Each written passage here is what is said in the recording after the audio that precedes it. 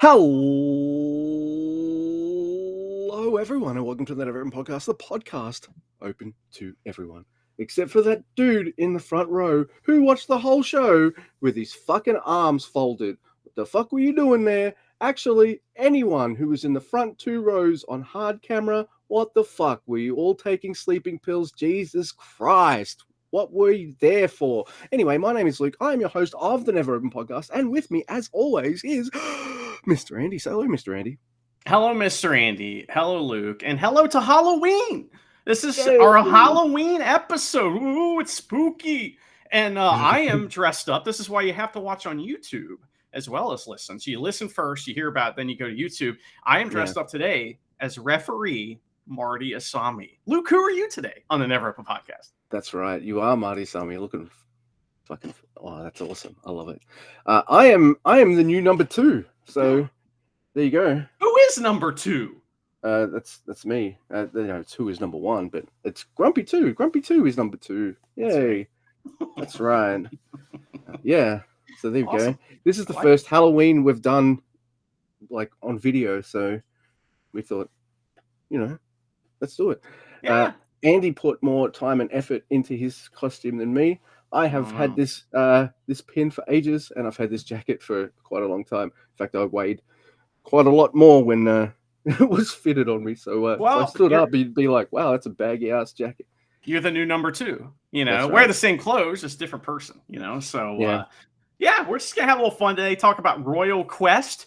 We do have the blocks for Junior Stank League, so we have to talk about those, of course, as well. But because that's what we're getting ready for. But this show was at a venue, but I didn't get any Google reviews because I just forgot, and I was too busy worried about looking like Marty. I think that's more important. I do think that's more important.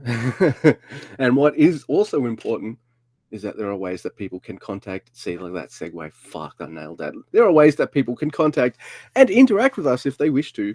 We are on the Tweety. I am at Grumpy2EB. Mr. Guy is at Drucifer Tweets. Collectively, we are at NeverOpenPod. If you want to send us a written or voice email, you can do that too. NeverOpenPod@gmail.com. Preening your fucking Marty. I haven't had hair in a long time. It's kind of fun, Charity's caught me going like this. Your mustache is gone. Yeah, and she's like, why are you doing that? And I was like, what? She's like, it's gone, man. Yeah.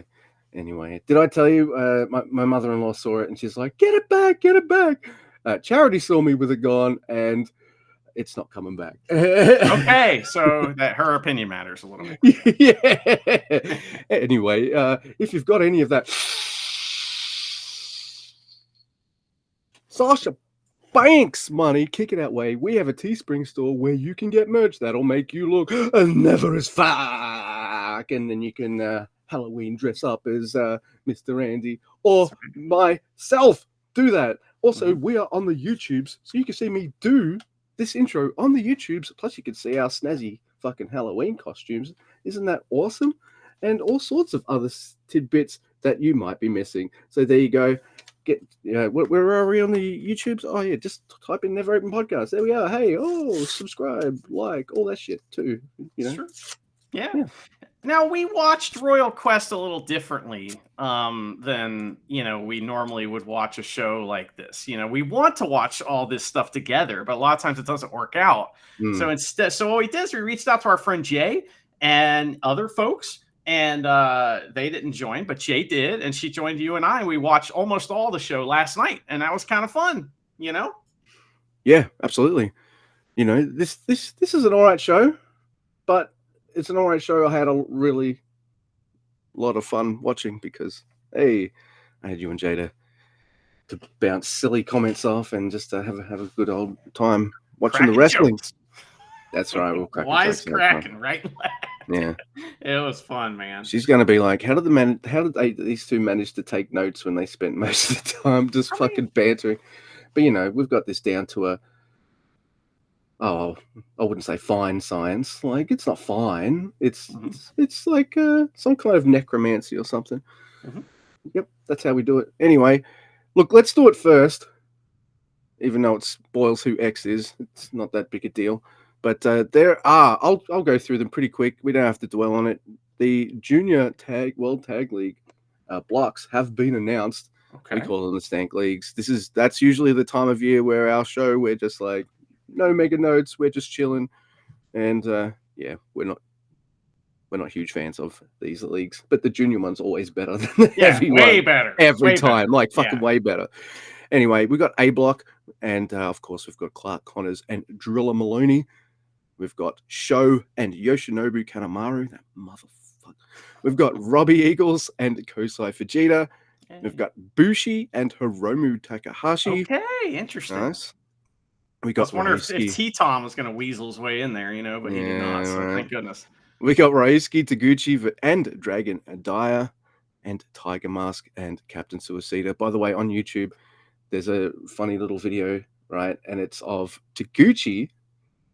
And he's going on about how he's got a hip of torture t-shirt, and all the proceeds go to me and only me. And this is an original shirt. Cuts to House of Torture beating him up and saying like, "We want fucking part of the royalties, you fucking boom." Part.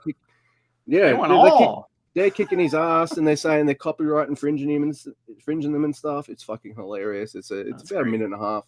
It's hilarious, and that's all of A Block. That's a pretty good. Let's get going to some great tag War Dogs. There, there we go.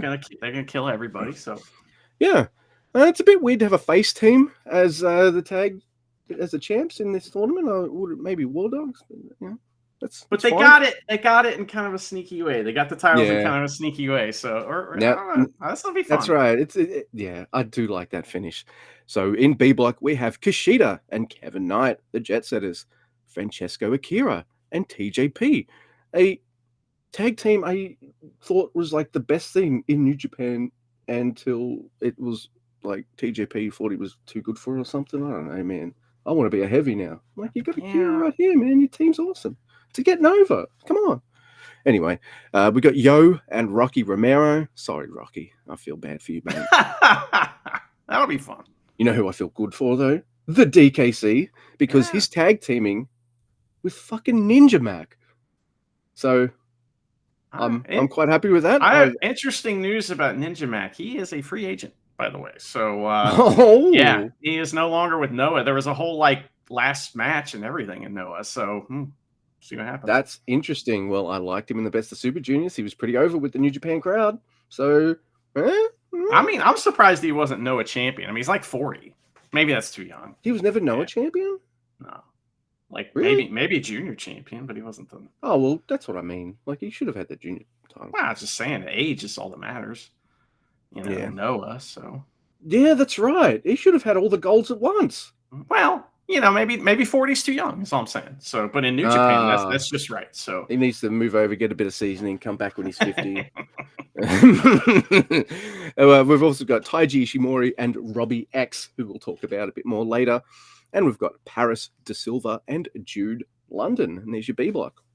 Okay. Did we see those guys? We didn't see those guys on this show, right? I don't know who those guys are, those last two that you spoke about. So that'll be interesting. It's always nice to see new folks, especially in a tournament situation. They'll get over.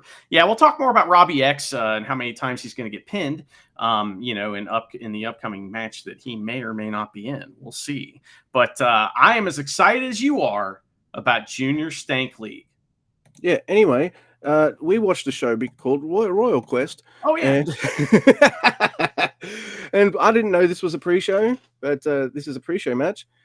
Well, that's fine. Let's set it up here, Luke. This is a building. This is like a building that seems like it's kind of small, honestly. It's not big. It's medium-sized. And house show vibes, right? Yeah, at this point, there was definitely not very many people there. And I mean, it filled up, but at this point we were like, oh fuck, what's going on? No English commentary, so we got to make our own commentary. Yeah, you'd think the guy that's English would go to England to do the commentary, but I think maybe he'd be way too excited on the mic the whole time. But yeah, so that was fine. We start off with oh my god, this is cool. With Youngblood, Asuka Loeb, and Yuto Nakashima, and their versus the Greedy Souls of Brendan White and Danny Jones. and our boys are fucking draped in golds. That's the first thing I see about them. They look great too, man. And Broken Arm Young Lion's arm isn't broken, so that's good times too. Dude, they look really cool. They look like a fucking grungy tag team from the 90s or something, man. I like it. Okay. A little grungy. Especially Yudo with he looks like he's ready to smell like Teen Spirit for sure. So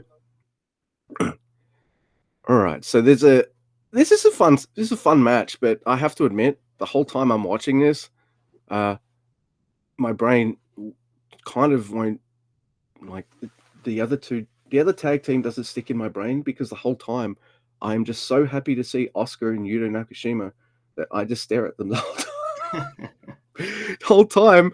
Plus, speaking of the 90s, what am I seeing?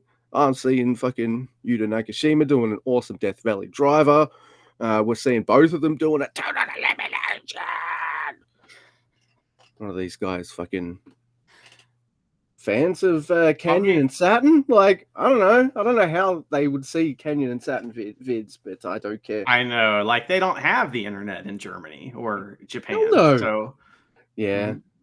That's why I don't like it when I make a reference and someone's like, "Oh, how old are you?" I'm like, "Bitch, that movie came out before I was born. What are you talking about?" Yeah, bitch.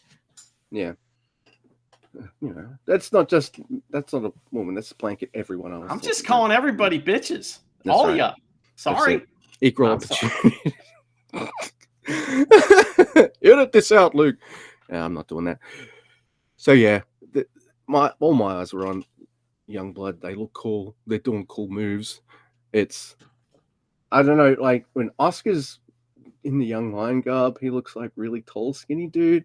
When he's got a bit more of an wrestling outfit on him, he looks like a bit more of a big, broader dude. I don't know. It works. I like it. And they win with this kind of weird top rope knee toss combo, where Oscar does have to hold one of the greedy souls for a little longer than he probably should have, because Yudo, couldn't get his top rope. His foot got on the top rope. Oh, it's back down on the middle rope. Up, no, yeah, all right, I'm up now. All right, cool. So I wasn't looking. I missed this while I was typing. But who cares? I love them, and I'm ready for them to come back. I wish they would have been higher on the card, because I felt like that was a newsworthy match for us, as far as let's see what these guys have been up to. And they do a really good babyface like routine, but it's not cheesy, which is hard to do. So that's important. I really don't see Oscar Lube as a fucking babyface in New Japan, but who knows? You never know what's going to happen. So, and the good guys won.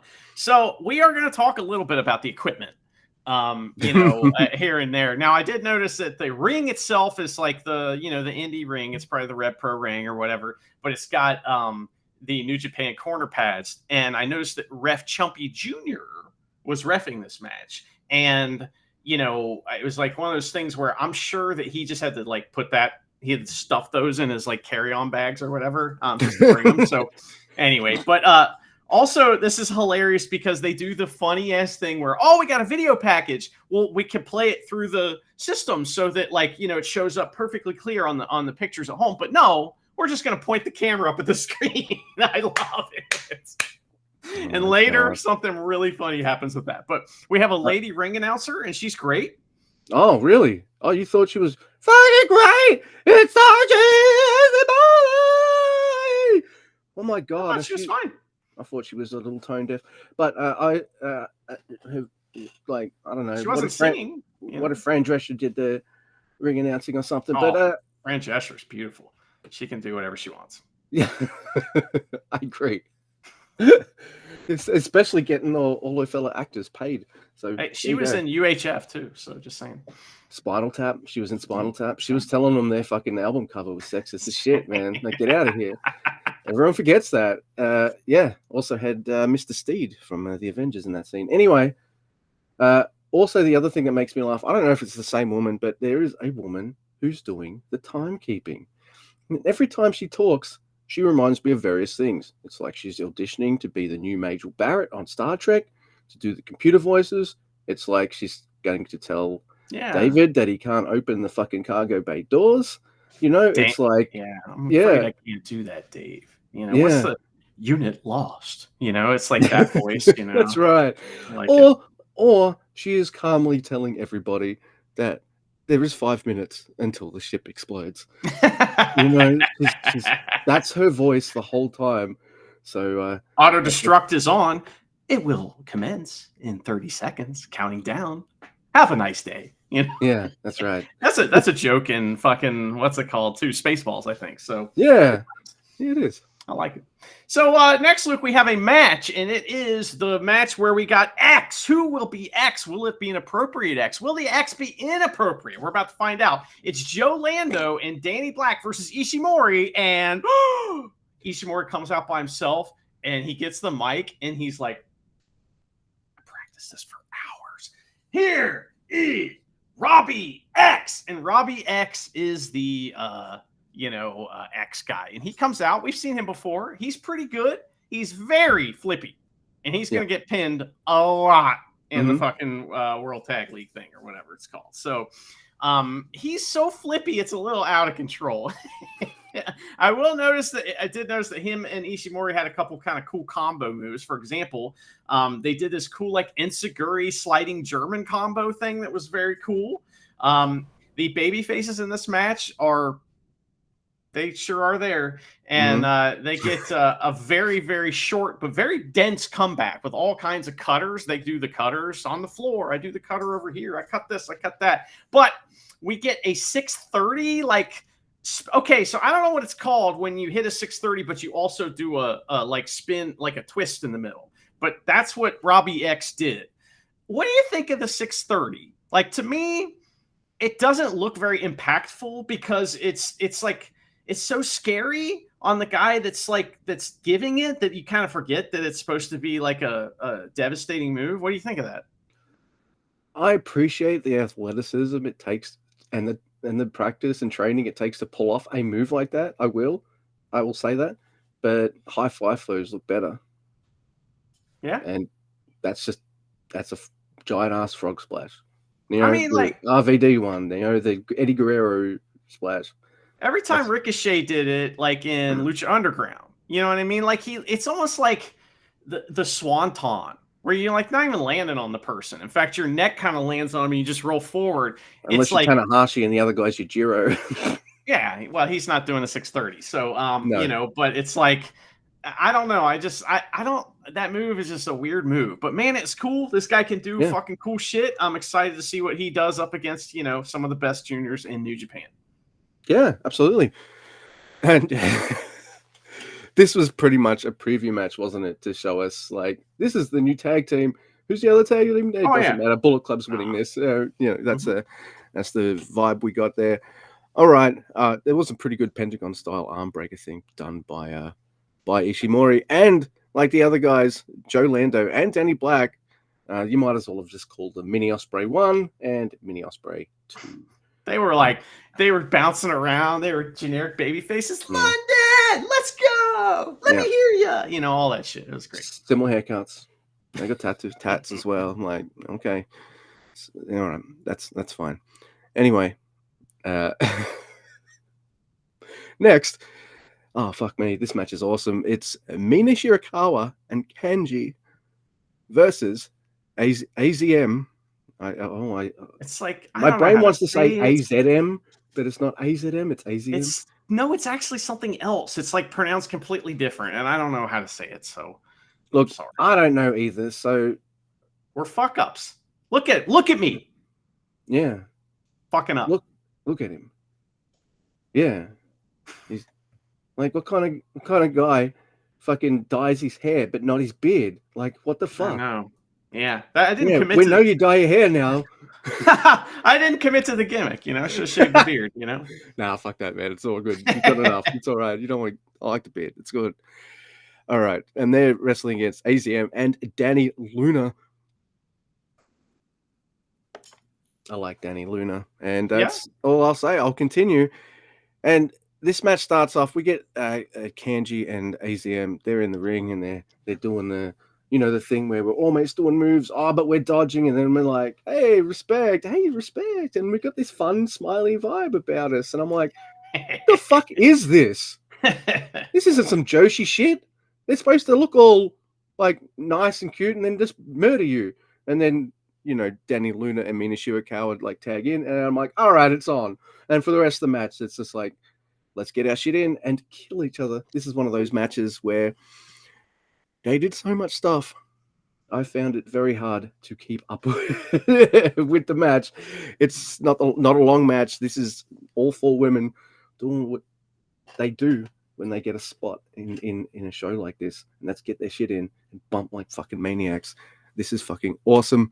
They mess each other up. There's lots of power moves and fucking gnarly bumps, and there's a freaking surprise finish, which means we might see Danny Luna again, because she hits a brutal looking power bomb on Mina Shirakawa, who, might I add, is draped in golds. And 1, 2, 3, Danny Luna gets the win. I thought she looked impressive this match as well. Really good, tough, like strong girl power move lady. Awesome. I really like Kanji too. She's got more of a technical striking kind of game as well. And look, AZM and Mina Shirakawa are from Stardom. They're awesome. They bump like machines, and their offense looks crazy. I thought this match was awesome. Anytime a match like this slows down, AZM and Mina can just tag in and speed it up real quick, you know, and like, so that's fun. I really enjoyed that. I thought that this was kind of violent in a way that like Joshi wrestling can be, and that's exciting, and I like that. There was something really funny at the beginning that made me piss my pants laughing. So the hard cam is doing this the whole fucking night, which was bugging the shit out of me. What that tells me is they're too close. So they're so close that they can't get the whole ring in. And when they do, they I don't know why, but they decide to just move it everywhere. So that bugged me. But right before this match, they're like, oh, we're going to do the New Japan zoom in thing, right? It was so funny because it went from like wide to like medium, like kind of slowly. So it was just like, you know, it was so poopy. It made me laugh really hard. So that was fun. Man. So anyway, next week we have Michael Oku versus Fujita. Michael Oku has a valet now, and he is tremendous. He's one of those guys that like, why isn't he wrestling on TV somewhere? I don't understand. So there must be some reason for that, or he's taking his time getting there, because this guy is like a fucking star, clearly. We've seen him several times, you know, on this show, and we're seeing him again tonight. But he's facing Fujita. And right out the gate, we get to see some of Michael Oku's awesome high-flying wrestling. He's very, very good. And then Fujita's like, oh, you like to fly around? Well, I like to break people's chests open with the tips of my fingers. So he just fucking chops the shit out of them. And then we see him, this referee. So this referee brings us all joy because of the way he looks. He looks like a greaseball, and it's hilarious. And he's got like a long sleeve ref shirt on, which is like even more of a greaseball. And I was just laughing thinking about him trying to like go up to Chumpy Jr. backstage and ask him for advice, and Chumpy Jr. just big timing him. We didn't know who else was backstage at this point, by the way. No. So is this the ref that I said looked like the guy from Neighbours? Yes, this is the guy. All right. So just to paint the picture, anyone who's not American, I guess you could all Google this anyway. But for a long time, there was this guy on Neighbours that's an Australian soap opera, and I don't remember, he had a real name on the show, but everyone on the show, his family members on the show, his friends, enemies, everyone called him Toady. And appropriately. Yeah. So short for Toad Fish, because his brother was named Stonefish. You know, hey, I didn't have my own TV at some point when I was growing up. I had to watch whatever the fuck was on. It was Neighbours. So anyway, that guy, everyone needed that. Bringing us all joy. That was fun. So Michael Oku takes a terrifying bump a few times in this match when Fujita, like, he goes in the corner to like do a flip in the corner, and Fujita dodges and he just lands on his fucking head, and it's like, oh, you know, there was a really good stall deadlift German suplex from Fujita with the bridge. Great camera work actually here, really great camera work. Okay, this is amazing. So Michael Oku goes for a huge frog splash, right? and then the camera follows him as he stands up, right? But it keeps Fujita out of the frame, all right? So we see Michael Oku go up to the top again and hit a second frog splash, but Fujita's knees are up, but we don't see it until he's already on his way down. That was great. Was really awesome, yeah. Really good, really good. So I don't do that again for the tag team heavyweight match for sure. Yeah, it's not always good. Maybe it was an accident, but that was fantastic camera work. So Fujita gets the Japanese commentary to laugh too by hitting a really good German suplex on Oku that almost kills him, and Japanese commentary was like, ha ha ha ha, he almost died. It's so funny. That means they loved it, everyone. Yep. If you hear Japanese commentary laugh, they thought that was gnarly. Fujita gets a roll-up win. Oh, you motherfucker. Yeah. That was great. Everybody loved that. Fujita kind of over in England. That's where this happened. Yeah. That match was awesome. And I agree. In fact, I was saying during this match, like, why couldn't Michael Oku tag with Ishimori so we could get him in tag league? And then you would be like, Luke, you would hate seeing Michael Oku job over and over again. And you are correct, sir. You are absolutely right. I would absolutely hate it. And speaking of something that maybe people don't hate, but the crowd certainly was very weird about, it is Yota Tsuji versus Driller Maloney. And I guess, Driller, I don't know if it's necessarily this place is in his hometown, but you're in his home country. Come out and, wow. You must be a fucking heel when you come out in your home country and the crowd's just like, fuck you. There was no reaction. I mean, I didn't see any booing either. I thought it was just no reaction for him. It was boos later and stuff, but like, yeah. I'm like, oh, okay. Did he take a shit in someone's purse there or something? Like, what's going on? I mean, you got steal someone's cup of tea? Like, Gene Blast versus Gore. You know, I mean, that's an exciting match, right? You think they care? Yeah. I don't care. But it's also like they rarely do this in Japan, but they always do this on foreign shows. And what they do is they will have a junior versus a heavy. And these matches aren't bad. They're usually quite good. But one thing always happens. Heavy wins, because heavy. Heavy wins, every time. And maybe that's another reason the crowd's not into this. They realize maybe the same thing we knew, that Yota Tsuji is heavy guy, and heavy guy is going to win this match. Otherwise, I thought this was a lot better than the crowd gave it credit for. I thought it was kind of cool. You know, Driller's such a strong-looking dude that I absolutely believe him going toe-to-toe with juniors and heavies more than I do. He looks like BJP. $1 million. $1 million is what he looks like. It's like, holy shit, man. Like, if you were ever going to put a junior in the Never division. Yeah. Because there's a believable junior that you can imagine going toe-to-toe with some of these big, heavy guys, because he's just pure muscle and nothing else. Just, that's it. I think even his bones are made of muscle or something. I don't know. The bones have six-packs on them. Fucking hell. This man is fit. And this is great. They beat the shit out of each other, these two. It's fucking awesome back and forth. We get Driller hits a Gore, and I'm like, oh, no, you just fucked up. No, Hope you don't like your jeans. Yeah. And maybe that's why the front row was so, like, arms folded. They got Gene Blast, and it got... Can we talk about that real quick? About how, like, almost everybody on hard cam was like, you know, and especially the front two rows and a couple guys that we were talking about in particular. What do you think? But I heard cheering. I just didn't see it. Do you think they all the crazy people in the places where the cameras weren't? And, like, you hear cheering, but I didn't see anyone cheering. That's so true. So weird. So, dude, I don't know. That was a bizarre phenomenon. I don't care if, like, if it's say Jay White comes out and he's a heel.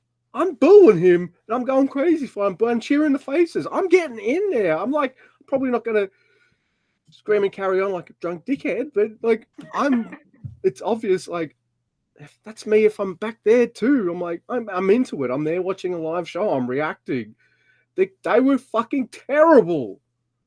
At some points, I was like, you know what?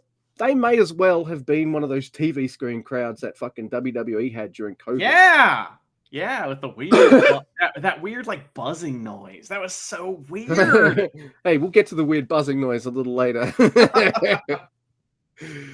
Oh my god! But yeah, so there's some awesome wrestling, but for his insolence at hitting a Gore, there is an amazing Gene Blast for 3, and Yota Tsuji wins. It was a good match. That was a match. We had another one, Shota Umino versus Newman, and this match is fantastic. Yeah, it's like just a really good main event style heavyweight match. Shota gets a drop down and a big elbow in during the Prince of Pace spot in the tiny ring. Dude, that's impressive. That was like, whoa, holy shit, man. That's some star shit right there, right? I love that. Newman is doing like good selling, like where he's like, his arm's fucked up a little. So he's selling right before like he takes off to go into the ropes, and he's still kind of like holding his arm on his way in. Man, he's gonna be something. He's up there, man. I don't know. I'm keeping an eye on Newman, and I'm very happy. So now the crowd hates Shota Umino. Dude, anytime it looks like he's gonna win, they do like. But here's the thing: they boo him, but they don't go crazy cheering Newman. No, it's like they're all upset because the weather sucks and they live on a piece of coal with some grass on it, But I think someone in the front row may have lifted a cheek and farted, but that's maybe the only reaction. We get Death Rider after a really bunch of like awesome reversals and near falls, and Shota wins. He tries to get respect from Newman, but gets ignored. Shota Umino gets booed the whole match, and the dude in the front row hated that match. I mean, hated. He didn't even look at. He was on his phone. He didn't even care. He was just like, man, fuck wrestling. Why am I here? Good question. Front row, man. Like, I got ADHD, so I can sometimes have attention things, and I'm like, ooh, my phone's shiny, but like, front row is front row. Like, I wouldn't even be thinking about. Thinking about that shit in the nosebleeds. Come on, man. You should get some sandpaper and kind of take the shine off your phone a little bit, so that way it's less distracting.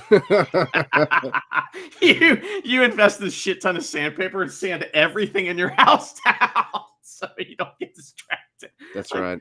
Charity's like, we can't see the TV anymore. It's all blurry. Well, so sanded it down. 100,000 grit. Yeah, but then my hands would just be like, oh, that's smooth. Oh. That's also smooth. Everything is smooth now. Okay, rough sandpaper. Now we're right, talking, cool. like 20 grit, Right, cool. Yeah, that match was awesome. And what makes me absolutely howl with laughter is Shota Umino's perplexed look at getting booed the whole time. Like, dude, not only are you like wrestling the hometown guy, well, no, that's it. You're wrestling the hometown guy. Then they're going mild for him. They're not going to go wild for you while they're going mild for him. Even the front row guy crossed his arms, uncrossed them, and then recrossed them again the other way, just to emphasize his displeasure. That's how he did it. It's subtle, but it's there. I have to give a shout out to great friend, tremendous friend of the podcast, and just awesome wrestling fan, Jamie Coy, because we often talk about with him, he sits there with his arms crossed, and when the arms come uncrossed, that's when something awesome has happened. But the man suffers no foolishness, so until something awesome happens, and then the arms come uncrossed, and if they come back together in a clapping formation, I mean, something awesome just happened in the ring, so it's pretty cool. Jamie Coy rules. Shout out. Nice. I kind of want to watch wrestling with Jamie Coy now. That's like a great experience, man. And like I have a feeling that when he hears this, the arms are going to come uncrossed just for a minute, but they're going to come uncrossed. Nice. I'm picturing. So did you know we were going to get 2 matches coming up here? What was this? This was like... Dude.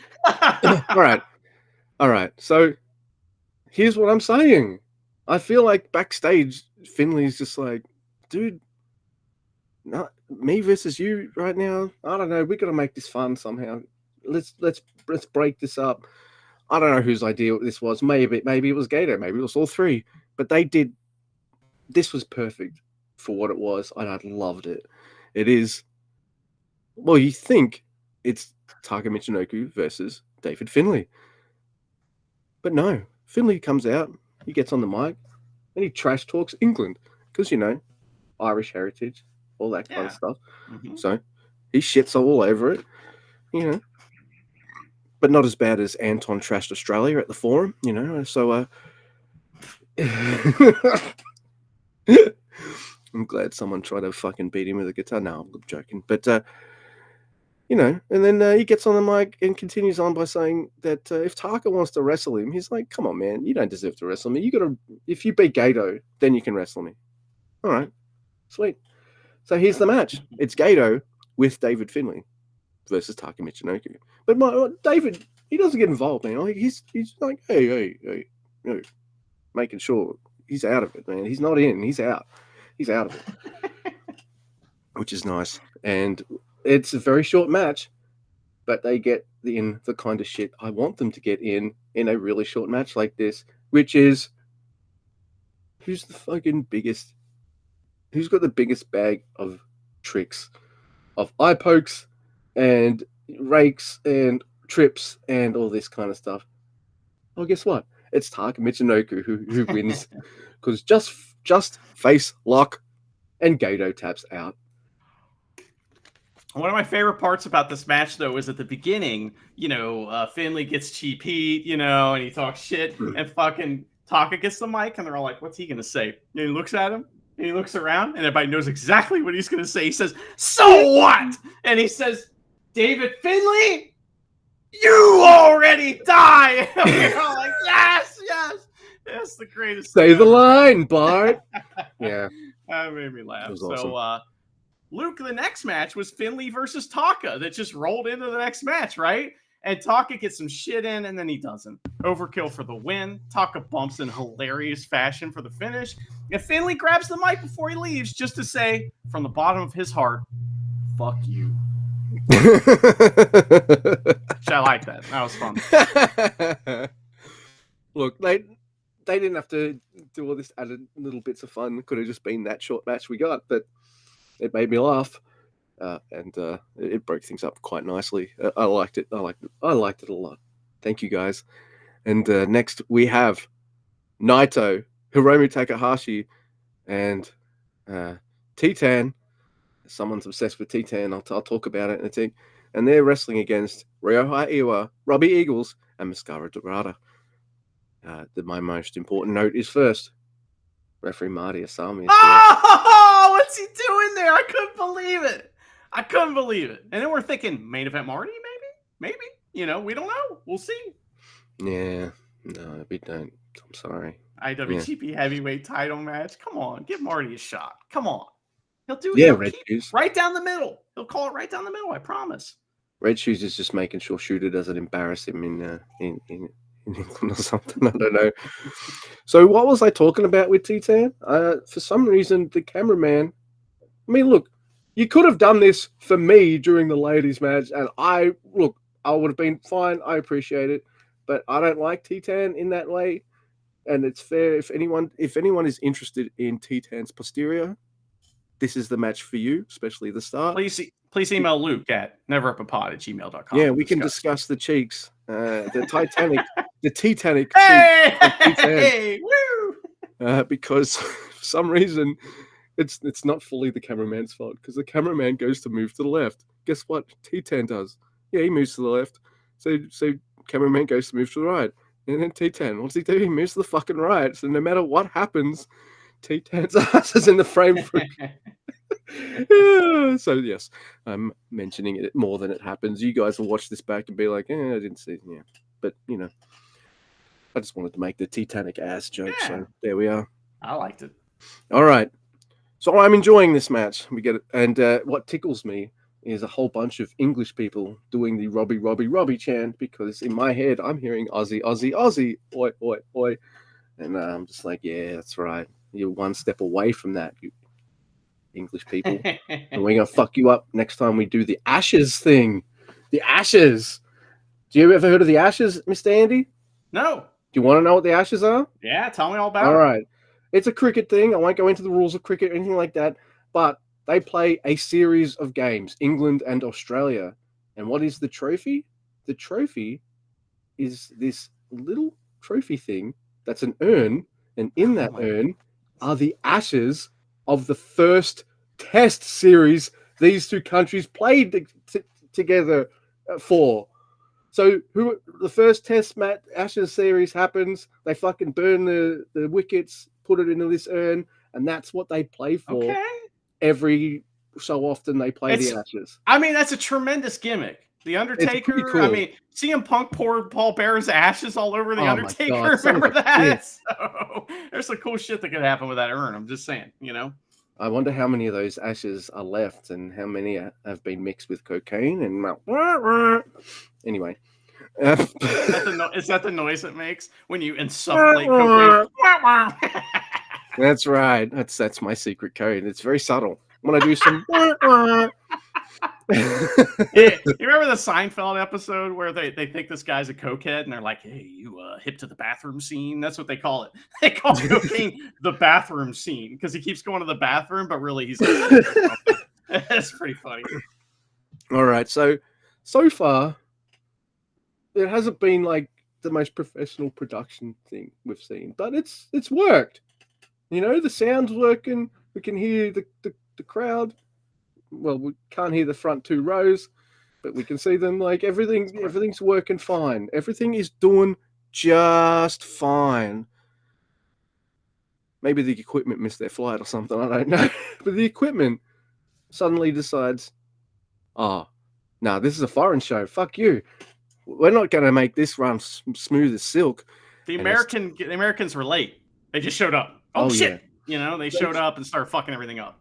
So just as Titan is starting to get in some really cool offense in, what do we start hearing? Well, in the sound, the commentary's working fine, but other than that, it's that guy in the front row. Yeah, it's a guy. He's or Marty. Marty had some British food. Actually, a curry is quite popular in England, so curry's great. Quite possible that he popped in for a curry. Mm-hmm. You know, some chicken masala or something. Oh man, I love some Indian food. It's pretty big here too in Australia. But maybe he went for a curry or a kebab, or you don't English food, man. Like no, it's kind of like bangers and mash. Get that shit out of here. You ever seen an English breakfast? It's a bunch of beans. What the fuck? English breakfast is what they name one of their teas. Yeah, and probably a few sex acts too, I think. It's more than one, you know. Oh my god.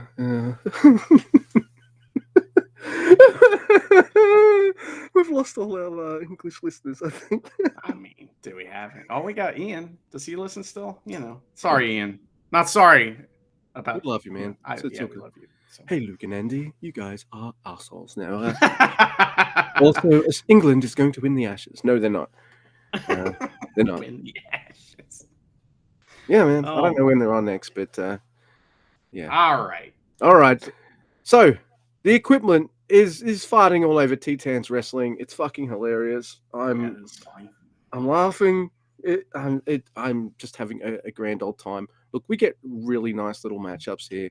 We get some Iwa and Naito, but I feel like for me the most fun I had was seeing Robbie Eagles and Hiromu Takahashi go at it, even if just for a moment. And they're in the same block. They're rivals. And that was like part of this was preview stuff too. There was a lot of, we've already talked about it. Yeah. Absolutely. But, so this is a really, really, really fun match. I quite enjoyed it.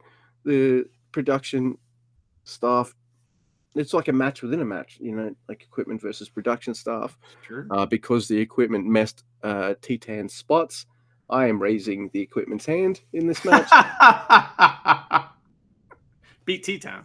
That's right, it beat Titan, that's for sure. And that also takes the sting out of the fact that Titan wins.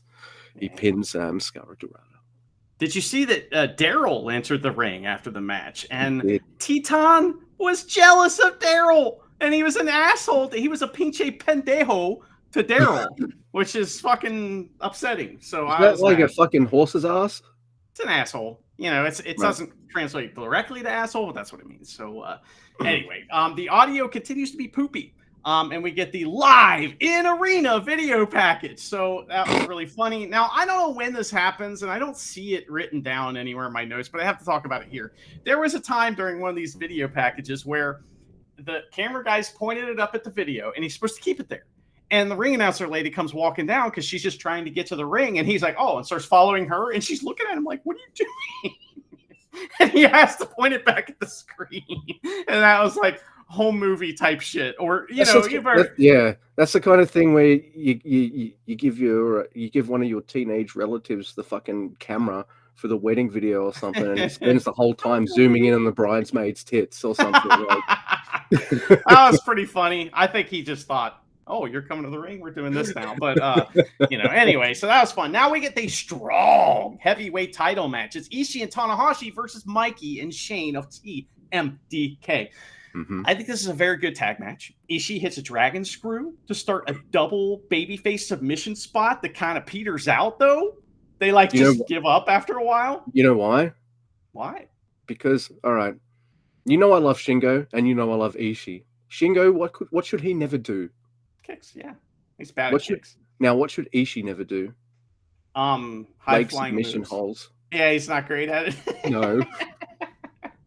And I love those, man. I always will. Like, Shingo's my favorite wrestler, but like, don't do kicks. Yeah, I mean, he wasn't wrestling opposite someone who's like awesome at doing submissions either necessarily. Yeah. But it just kind of stopped, and that was weird. But TMDK, they beat the fuck out of the good guys. Ishii takes the team finish twice and still kicks out. But then Super Tank Buster in this time, he does not kick out. He can't get the president get pinned. But that was a good tag match. It sure was, and the titles stay where they're at. So. We also get Shane Hayes destroying Tanahashi's air guitar, and he plays air drums. So I really wanted a spot where Tanahashi was just like, fuck the drums, and threw the drumsticks into the crowd. But that didn't happen. All right. I like this match a lot. A lot. There's this one tiny nitpick I have that is weird to me. Like, don't put Tanahashi and Ishii together in Tag League. Don't do that, please. You know what? I would put Ishii with Oleg, because I think like those two together, that'll be fucking awesome for Oleg. And, I'm serious. Like, I'd love that team, big meaty boys, and it's a way to protect Oleg because they like to do that. And I think you and I are used to the spot that Ishii is in now. Who cares? By this point, you and I just want to see him in the ring, I think, and do his thing because he's still fucking phenomenal at it. Yeah. And then like Tanahashi and Yano. Right? Or I'd rather Tanahashi and Oleg than Yano and Ishii. Because these two are supposed to hate each other. So it's a little weird. Well, that's over. So, and you know, I will say this, that I can't believe we're spending any time talking about who's going to be in World Tag League. Shut up. You know, I always do this. I do like the spot where Mikey has Tanahashi up on the corner. And the plan is we'll get Shane Hayes over and we'll fucking, we'll do the tower thing or whatever. Yeah. But, it fucks up and he ends up power bombing his own man. And it was fucking funny. That was really cool. Yeah. That's like a sneaky Tanahashi thing. Like that. All right. That was cool. What? TMDK are really good at being the bad guys without being like mega heel, but getting egg on their face and it doesn't hurt them in any way. And that is a specific skill as a heel that is very, very valuable. So I think they're really good. Like in this heavyweight tag team realm. Like if they weren't there, that division would be a bit stanky. Oof, man. Like, I don't know. Like, and it's not just Shane Hayes. It's Mikey Nichols as well. Like his stuff with Ishii, where they're just chopping the shit out of each other. Like, I really like this tag team, and he likes to get hit hard. Oh like yeah, mad Mikey Nichols. You know why he's mad? You should see him in peak hour traffic. He heard that the England won the Ashes. and he heard somebody was spilling tea over there too. So English breakfast, yeah. Well, that didn't make him mad. That he paid for that. So no. What tea would you drink if you drank tea? So I did drink green tea for a while, and then I got kidney stones, and I had to stop. Oh, So no tea. all But right, you know, killed that dead. Earl Grey, hot. There we go. That's what I wanted. All right, sweet. I'm sorry about your stones, but next we have, I'd say, my favorite match on the card. Yeah, obviously. By far, it's the one match we all didn't watch live because it was getting long in the tooth during the day, and Jared and I had some chopping and errands to do, and you and Jay were like, it's our fucking sleep time. It's like 9:15. I'm tired. That's me. You say that, but since I quit drinking, it's been like almost 4 or 5 months now, or something like that.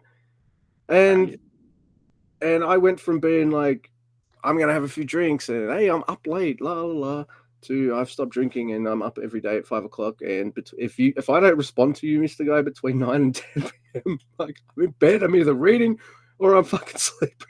Yeah. Well, or I'm watching New Japan because I'm like, that's the latest I stay up now when a New Japan show's on. Like, special occasion, you know? Yeah, absolutely.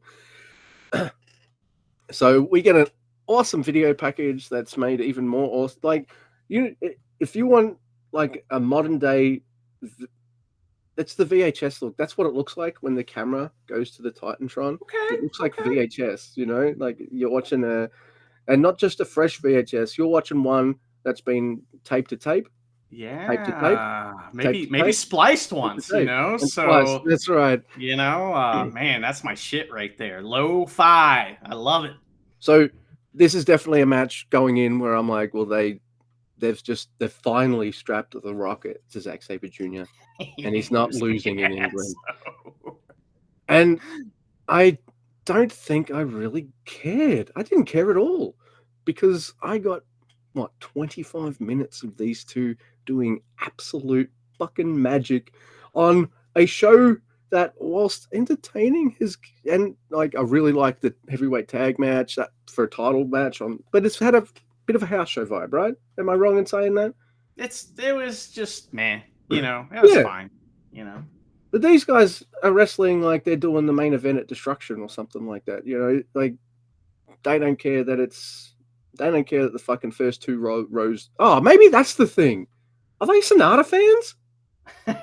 They were waiting the whole time for Sonata to come out. They were like, yeah. When he pointed through. Now that's not true because when Sonata went to the outside during this match and pointed his ear, he had to point way up in the crowd to find someone that would like cheer. So because they were, Zack Sabre Jr.'s night here. This is a big deal for him. I wonder if any wrestlers during the whole show, either during matches or backstage, were just like, what's the fucking deal with this front row? I'm gonna, you take that as a challenge though. You go, I'm gonna make them react. I'm gonna go out there and do it. And I feel like Finley had a good job of doing a bit of that. Yeah. So this match is absolute fucking bliss. Even get an early showing wizard part as well that makes the crowd go boo for a little bit. Like I would say anything that annoys me about UK crowds is they're very similar to Australian crowds in terms of their chant styles, and I don't like Australian crowd style chanting. Here's the fucking obnoxiousness of it. This match will go for one fall. One fall! I hate that. But at least that's from that area. I mean, like that ICW is where that's from, and that's from England. Isn't that English or Irish? Same thing. Whatever. Yeah. Oh, don't. Do not do that. But the other thing they do is, why if it's a 2 count, they kick out at 2. They're like 2. Yeah, I remember that. Fuck up. Anyway, I don't like it. Yeah. I don't like it. That's annoying too. Shut up! I'm trying to watch art here. It's like some obnoxious drunk dickheads are standing behind you while you're trying to fucking look at the Mona Lisa. And you hear them fucking throw bottles around and shit. And it's like, can you shut the fuck? There was guys trying to get their Smarky Mark chants over and shit. And luckily we couldn't hear that much, except chants would start and die, or a song would start and die. And it's like, oh, that was one that was probably, I don't know. The greasy ref probably came up with that one. Yeah. Oh, we didn't even mention the other ref. I love that guy. That guy was great. All right, man. so we got Toady the ref. What's the other ref? He looked like a hipster barista that only drinks like fucking IPA beers. Absolutely. Mm-hmm. Oh, dude. And he's the kind of dude that will kind of like turn to a female fan and be like mansplaining the rules of tag team wrestling or something. Tag team. Something. But he was a fantastic ref, man. Like he was good, right. And he was getting out of the way, and he was like, there's a way that the ref always has managed so well. They have to admonish the wrestlers, right? But you can't do it. You have to have levels of that, right? I liken it to like what we've talked about. Like I don't know if we've ever brought this up, but like in a wrestling match, you can't just go to 11 the whole time. You gotta be at a certain level so that when these big moments happen, they stick out, right? And like he was really good at that part of reffing, working his little U. You work like a little U or a little square, basically half square. And he was doing a good job. And his facial expressions were great. I don't know. I thought that was awesome. He did dive a little crazy. He did a kind of a over the dive to go to but I would have done the same thing. So but he was trying to get so we made a couple of Toady jokes and greasy jokes, and then we kind of just like forgot about him. But every time Barista Man was on, it was just nonstop making gags about him, which is this is how we started with Chompy. Like we're making fun of this guy. All of a sudden, like now we're super paying attention to what he does, and he's our favorite referee and the official referee of the NeverOpenPod podcast, probably because he refs most of the matches. It's either him or Kenta Sato because of where those matches are in the card. So yeah, all this is going on, and I'm just fucking watching these two who, if they had a feud that went on for as long as Rocky Romero and Volador Jr., or as long as West Coast Wrecking Crew and Tom Lawler and Fred Rosser, it would take me longer to get tired of this feud than it would those other ones, because every time from mixed tags to just them having singles. And what's more impressive is these two gentlemen are tall, and this is a smaller ring. So now they've got to do all these kind of submission holds, submission counters, and spots, all while moving around in the ring, because that's what they do with their roll-ups, with their fucking fluid, just super smooth, amazing movements that I'm just like, oh my God. The amount of like O'Connor roll and Euro clutch like counters were just off the charts in this match. It's like they both do that move. They're both trying to do it. I mean, this goes all the way back to Jingu Stadium. You know what I mean? Like it's so fun. I love it. And then Zack Sabre Jr. will get him into a hold, and as he's going to transition him, Sanada's transitioned him. It's just fucking good. We get a Zack driver, but Sanada kicks out. We get another shining wizard. It's just, and this is the other impressive thing to me. Like, it's got this house showy kind of vibe. It's on at 3:30 a.m. for me. So if it was on, say at a time, if it was on at my 5 a.m. or something time, I might have been up and done a U and had a few coffees and watched this live. But I don't think they had to do something this special on this show. You know what I mean? Well, like, I don't know. Maybe it's just me because I'm biased and this is just my jam, but they built off other matches they've had. And this was a real New Japan match. Like, yes, that's what I'm trying to say. Yeah, and I can't let's get through the match so we can talk about what happens after, because Zack revealed a few things in his little speech, which was nice. Yeah. So this match is just it's pleasure. It's better than the fucking front two rows deserve, in my opinion. Like people missed out on those tickets so you guys could sit there with your arms folded and not react the whole time. But come on, man. This match is absolutely fucking phenomenal. Now, the ending I really like because they're getting each other into submission holds, but each time there's a transition, Zack's catching him a little better. Then Sanada rolls out of it. Oh, no. Zack's ready for that one, too. Now I've got this limb. Transition. Nope. Sonata's got. Nah. Now I've got both your arms, and now I've got both your legs. And El Desperado's looking at this submission hold and going, "Fucking nice," because it's almost like the stretch muffler numero dos, right? So it's kind of a modified version. It's like a Rings of Saturn with the legs though instead of the arms. Yeah, he's got them all. It's like he has to gather all the limbs, And he's when got he finally gets the last one, you know? And Sonata has to verbally submit, even though like he's facing the front, the grumpy front two rows rather than the camera. Doesn't matter. Red Shoe sees it, calls the match, and I loved it. I absolutely love this match. So, what do you think? It was great. You know, we got to see all the stuff we normally see from these two. You know, Sonata has to give up. And, you know, and I like that. You know, he did kick out of one Zack Driver, which, you know, I like it, the Zack Driver being stronger, but it's all good. Everyone's kicking out in a match like this. These guys are tremendous. I mean, just another great match from them. After the match, Zack Sabre Jr. grabs his, you know, the mic. And this is, man, listen, if you ever hear a wrestler say something like this, they get it. All right. I used to ask wrestlers this when I interviewed them because it was a very revealing question. And you just ask me, say, well, does wrestling owe you anything? You know, and the people that get it will say, well, no, what do you mean? Like, it doesn't owe me anything. I've worked hard at this my whole life. Like you know, and so the crowd, the people that are bitter and hate wrestling because they put so much into it and they feel like they never got anything out of it. Those are the people that think that the world owes them something and wrestling owes them something. The crowd's chanting, "You deserve it," to Zack Sabre Jr. And he says, no.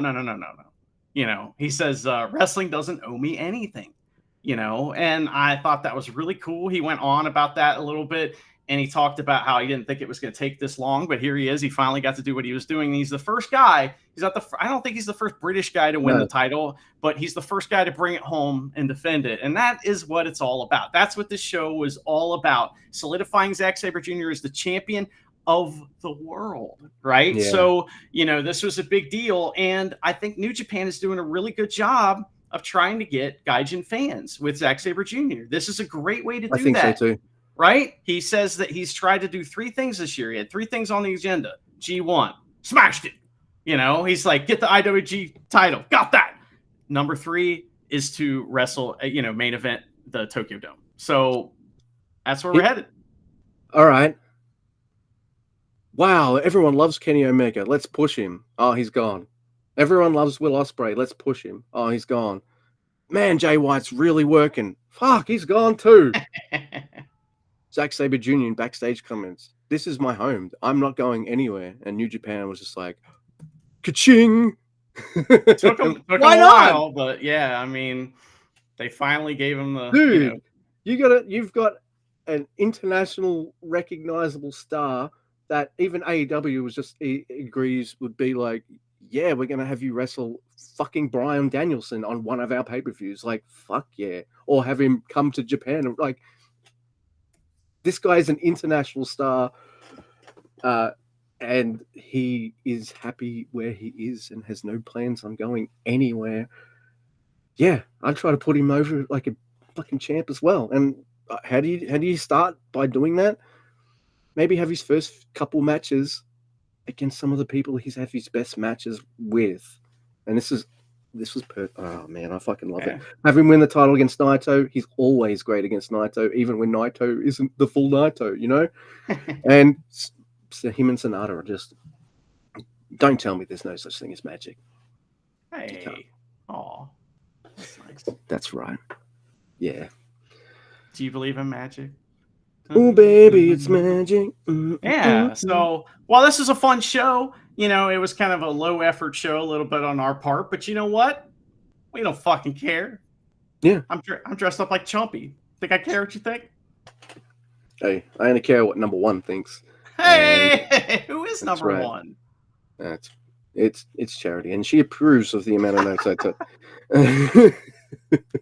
So, sorry. I mean, you are number 6.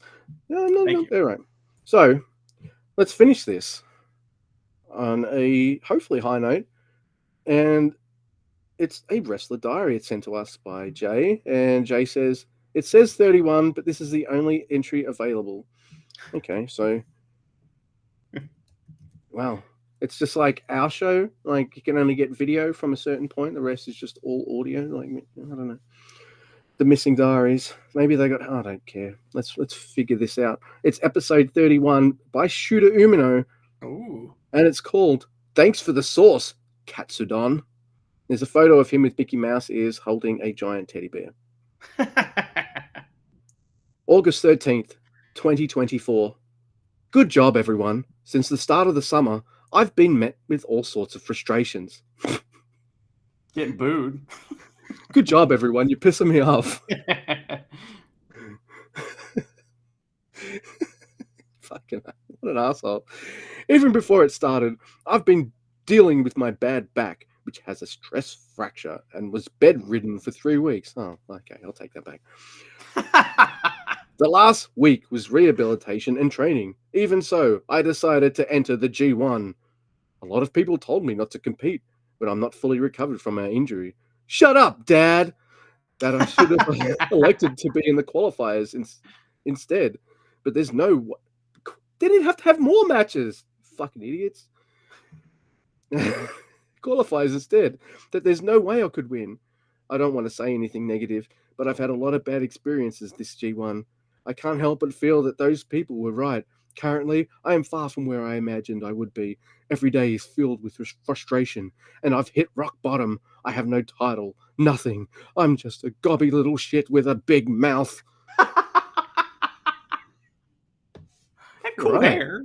I mean, he does have cool hair and muscles. He's got those too. So, I mean, he's doing all right. Yeah. Yeah. But you know, whilst I don't think you should ever be swayed by what people say about you, I think it's important. Is that why he likes babies so much? Because they can't really say, you shooter. They can't talk shit. And when they do, you can't understand them anyway. That's so right. They're the best critics. You're right. But I think it's important to listen. Once you have made a decision, no matter what anyone says, no matter what gets in the way, or no matter how unpleasant it feels, I believe you should never waver from your beliefs. Yikes. People have said I should just frop out of the G1 and think about my future. It says FROP rather than drop. Sorry. Yeah. It's the translator's problem. It's Yep. Although I may seem stupid or dispassionate sometimes, I don't want a boring life spent thinking about the future, and a bright future will never come to those who neglect the life in front of them and those who cannot live their life in the present to the fullest. I don't want fired up. Yeah, I don't want that kind of future for myself. I have to carve out my own path.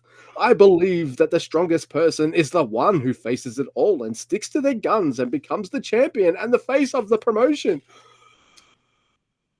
Zack Sabre Jr. So he keeps talking about Zack Sabre Jr. Yeah.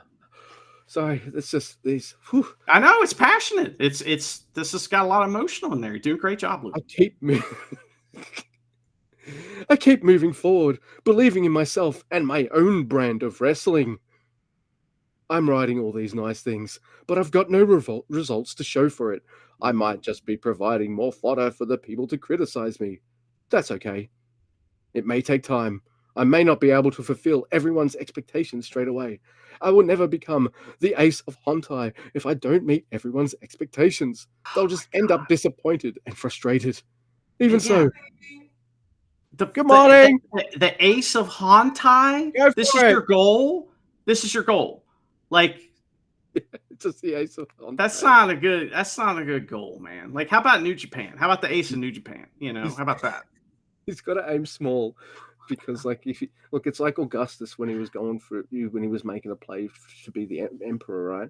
He didn't outly say, "I want to be emperor." Oh, princess, like, no, I'm one of the people. Mm-hmm. I look after the people. I'm here for the people. One, Yeah, exactly. So so that's what Shooter's doing. He's like, I want to be the ace of Hontai, and then he's got that.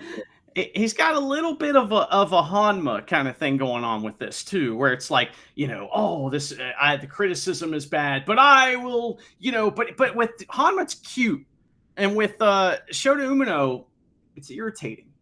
Yeah, it's like he's got all this Christian guilt or something. What's going on here? He was raised by, a referee, so Yeah.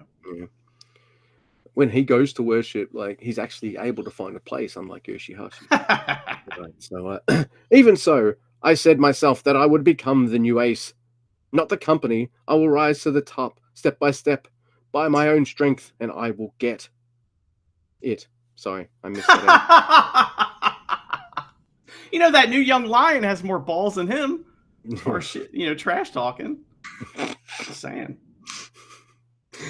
Gets his first, wins his first match, even though he didn't get the pin. He's like, I'm the fucking champion. That's now. Right. Fuck all y'all. That's great. I love that. I would have been disappointed if he didn't act like that, to be perfectly honest. Yeah. Even if I feel frustrated 100 times, if I can smile just once, I'll keep going through life to the best of my ability for that one time.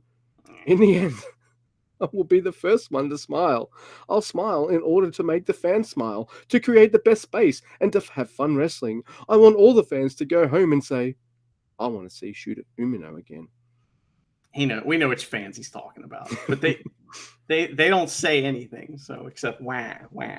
Look, by the time the babies grow up and realize like they can differentiate cool from like dorks, it's like, oh, hi Doki, we're Doki boys. Yeah, now. They're like, just 5 guys. I'm very interested in this. Who is this holy emperor of which we speak? Hantai. Yeah. To all my fans who always support me, you really make a difference. Thank you for everything. I'll always show you my... Like, this guy's got nothing to worry about now, so he's just like going, I love you, fans. All right. This is word salad, is what this is, yes. Oh, yeah. And I've got to, all right. To all my fans who always support me, you really make a difference. Thank you for everything. I'll always show you my best. I want you to always believe in me. I want to grow together and share our joys and regrets together. I hope we can walk together, search together, laugh together, struggle together, feel together, cry together, bear with it together, hold on together, stray together, build together, dream together, and advance together on the road to becoming champions and aces.